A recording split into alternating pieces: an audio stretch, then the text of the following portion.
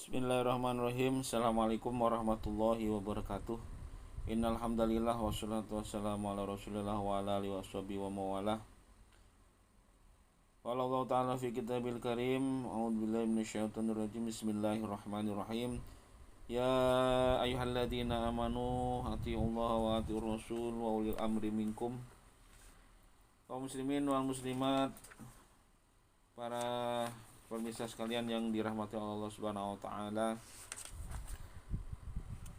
berangkat dari surat edaran yang sudah kita terima dari Kementerian Agama Republik Indonesia nomor SE 16 tahun 2021 tentang petunjuk teknis penyelenggaraan malam takbiran, sholat Idul Adha dan pelaksanaan kurban tahun 1442 Hijriah atau 2021 Masehi di luar wilayah pemberlakuan pembatasan kegiatan masyarakat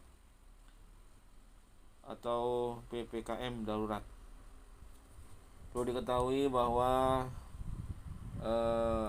dalam rangka mencegah dan memutuskan rantai penyebaran coronavirus lisensi 2019 atau COVID-19 saat ini yang mengalami peningkatan dengan munculnya varian baru yang lebih berbahaya dan menular, serta untuk memberikan rasa aman kepada masyarakat dalam penyelenggaraan malam takbiran, salat Idul Adha dan penyelenggaraan kurban tahun 1442 Hijriah atau 2021 Masehi, maka perlu dilakukan pembatasan kegiatan dan penerapan protokol kesehatan secara ketat. Bahwa untuk melakukan pembatasan kegiatan dan penerapan protokol kesehatan secara ketat tersebut perlu mengeluarkan surat edaran dari Menteri Agama tentang petunjuk teknis penyelenggaraan malam takbiran, sholat Idul Adha dan pelaksanaan kurban tahun 1442 Hijriah atau 2021 Masehi. Yang intinya bahwa maksud tujuan ini adalah untuk melindungi masyarakat dari penyebaran COVID-19. Barangkali kaum muslimin muslimat, para pemirsa bisa mengamati ya video ini, mengamati setiap slide yang sudah tersebar.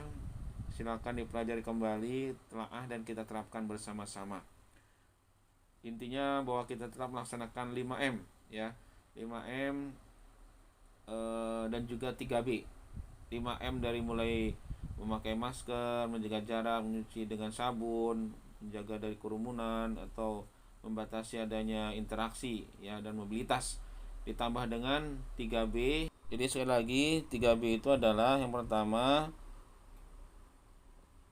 berikhtiar, berusaha dengan semaksimal mungkin kita menghindari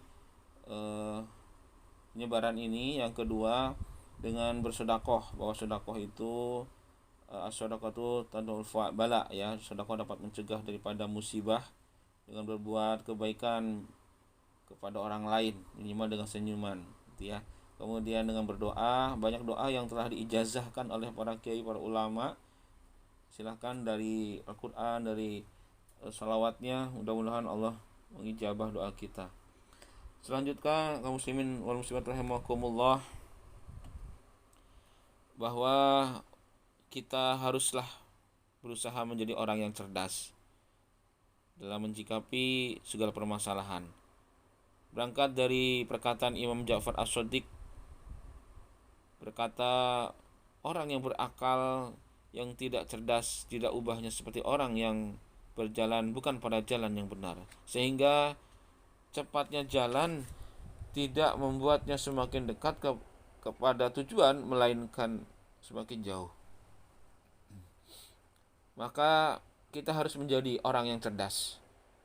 Apa itu cerdas? Yang bagaimana? Yaitu yang memiliki sifat-sifat. Yang pertama, pandai dalam arti mempunyai pandangan yang dalam mengenai peristiwa-peristiwa yang terjadi di sekeliling kita. Jadi bisa menyingkapi, memiliki pandangan yang luas terjadinya peristiwa yang ada di sekeliling kita. Itu dikatakan orang yang pandai. Yang kedua, mempunyai pandangan, mempunyai firasat atau sikap pada setiap urusan. Ya, gercep istilahnya itu, gerak cepat, sikap, sigap. Kemudian orang yang cerdas itu adalah mampu menangkap hal-hal yang tersembunyi di balik peristiwa. Jadi dia bisa menganalisa setiap kejadian yang ada. Kemudian yang terakhir, orang yang cerdas itu adalah mampu mengambil manfaat dan pelajaran dari peristiwa-peristiwa yang terjadi. Nah, ini ada hikmah yang perlu kita singkapi setiap yang terjadi, termasuk pula selama ini kita mengalami ujian dari Allah bagi yang beriman, yaitu penyebaran COVID-19 ini. Tentunya pasti ada hikmahnya di balik itu. Mudah-mudahan kita semua bisa melaksanakan perintah Allah dan Rasulnya dan ulil amri sebagaimana yang dibacakan tadi, bahwa kita harus taat kepada Allah dan Rasulnya dan ulil amri. Ulil amri itu adalah ulama dan pemerintahan.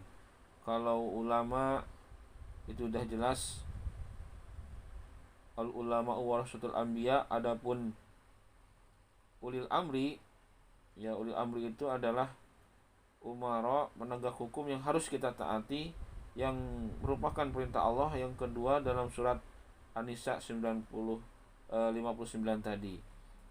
Umara itu adalah yang memegang wilayah, tentunya dalam kekuasaan yang diangkat sebagai pemimpin berdasarkan formalitas yuridis melalui surat keputusan.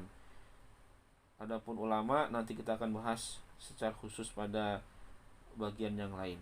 Terima kasih atas perhatian. Mohon maaf apabila ada kekurangan. Wassalamualaikum warahmatullahi wabarakatuh.